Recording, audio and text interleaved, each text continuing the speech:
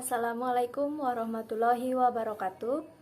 Perkenalkan, saya Wiwi Vidiana dari kelas 2C, NIM K7120271.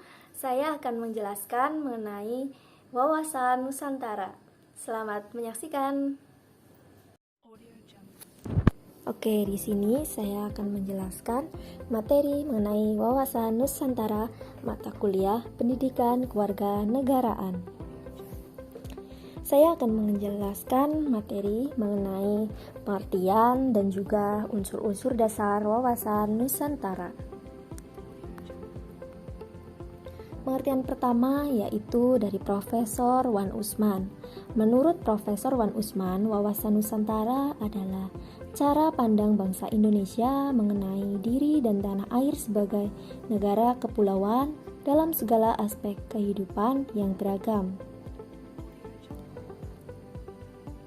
Selanjutnya, ada pendapat dari Munajat Danusaputro. Menurut Munajat Danusaputro, wawasan Nusantara adalah cara pandang bangsa Indonesia tentang diri dan lingkungannya dalam eksistensi yang saling berhubungan serta penerapannya di tengah lingkungan berdasarkan asas Nusantara. Pendapat selanjutnya yaitu dari Sumarsono 2002. Menurutnya, wawasan Nusantara merupakan nilai yang menjiwai segenap peraturan perundang-undangan pada setiap strata di seluruh wilayah negara, sehingga menggambarkan sikap dan perilaku, paham, serta semangat kebangsaan atau nasionalisme yang tinggi dan merupakan identitas atau jati diri bangsa Indonesia. Pendapat ahli selanjutnya yaitu Samsul Wahidin. Menurut Samsul Wahidin, wawasan Nusantara merupakan cara memahami, cara menghayati, cara bersikap, cara bertindak, cara berpikir dan bertingkah laku bagi bangsa Indonesia sebagai hasil dari interaksi psikologis, sosiokultural, dan arti luas dengan aspek-aspek astagatra. Sedangkan pendapat selanjutnya yaitu berdasarkan ketetapan MPR tahun 1999. Wawasan Nusantara adalah cara pandang dan sikap bangsa mengenai diri dan lingkungan yang serba beragam dan bernilai strategis dengan mengutamakan persatuan dan kesatuan bangsa serta wilayah dalam menyelenggarakan kehidupan bermasyarakat, berbangsa, dan bernegara dengan tujuan mencapai tujuan nasional. Selanjutnya, saya akan menjelaskan mengenai unsur-unsur dasar wawasan Nusantara. Unsur yang pertama yaitu wadah. Unsur yang selanjutnya yaitu isi. Dan unsur yang terakhir yaitu tata laku. Saya akan menjelaskan mengenai unsur pertama yaitu wadah. Wawasan Nusantara sebagai wadah meliputi 3 komponen, yaitu wujud wilayah. Batas ruang lingkup wilayah Nusantara ditentukan oleh lautan yang di dalamnya terdapat gugusan ribuan pulau yang saling dihubungkan oleh dalamnya perairan, baik laut maupun selat, serta di atasnya merupakan satu kesatuan ruang wilayah. Oleh karena itu, Nusantara dibatasi oleh lautan dan daratan serta dihubungkan oleh perairan di dalamnya. Sedangkan secara vertikal, ia merupakan suatu bentuk kerucut terbuka ke atas dengan titik puncak kerucut di pusat bumi.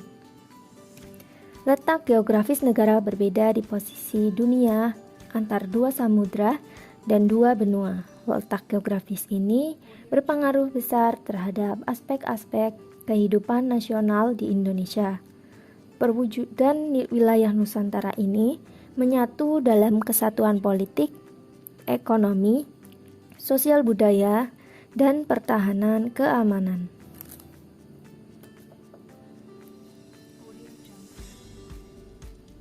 Selanjutnya yaitu tata inti organisasi.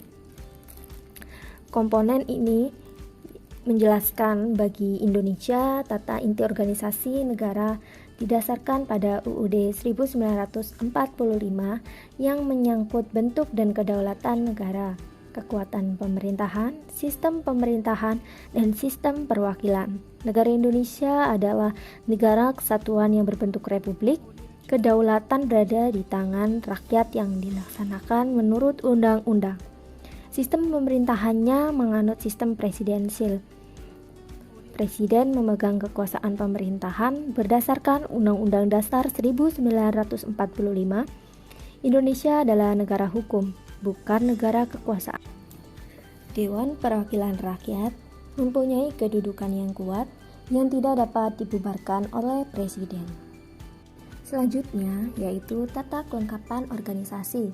Tata kelengkapan organisasi adalah kesadaran politik dan kesadaran bernegara yang harus dimiliki oleh seluruh rakyat yang mencakup partai politik, golongan dan organisasi masyarakat, kalangan pers, serta seluruh aparatur negara. Semua lapisan masyarakat itu diharapkan dapat mewujudkan demokrasi yang secara konstitusional berdasarkan UUD 1945 dan secara ideal berdasarkan dasar falsafah Pancasila dalam berbagai kegiatan bermasyarakat, berbangsa, dan bernegara. Yang selanjutnya yaitu isi wawasan Nusantara. Isi wawasan Nusantara tercermin dalam perspektif kehidupan manusia Indonesia dalam eksistensinya yang meliputi cita-cita bangsa dan azas manunggal yang terpadu. Cita-cita bangsa Indonesia tertuang di dalam pembukaan UUD 1945 yang meliputi satu, negara Indonesia yang merdeka, bersatu, berdaulat, adil dan makmur. Yang kedua, rakyat Indonesia yang berkehidupan kebangsaan yang bebas.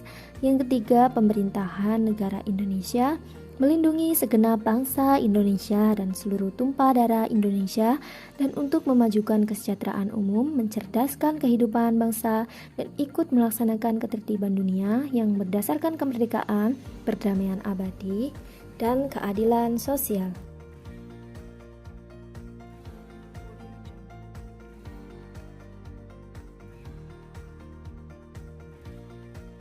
Selanjutnya yaitu asas keterpaduan semua aspek kehidupan nasional berciri manunggal, yaitu utuh menyeluruh yang meliputi satu kesatuan wilayah Nusantara yang mencakup daratan, perairan, dan ikan dara secara terpadu.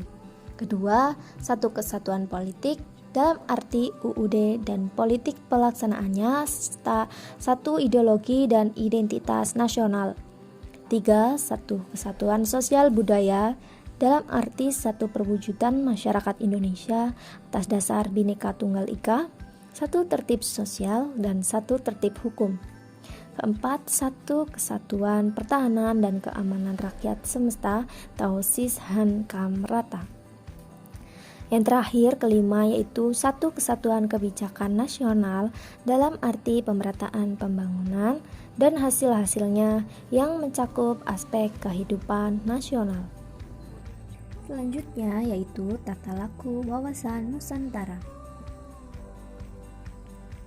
Tata laku wawasan Nusantara mencakup dua segi, batiniah dan lahiriah.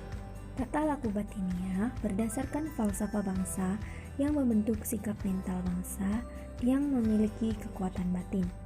Tata laku lahiriah merupakan kekuatan yang utuh dalam arti kemanunggalan kata dan karya, keterpaduan pembicaraan, pelaksanaan, pengawasan, dan pengadilan. Sekian penjelasan saya mengenai wawasan Nusantara. Kurang lebihnya mohon maaf. Wassalamualaikum warahmatullahi wabarakatuh.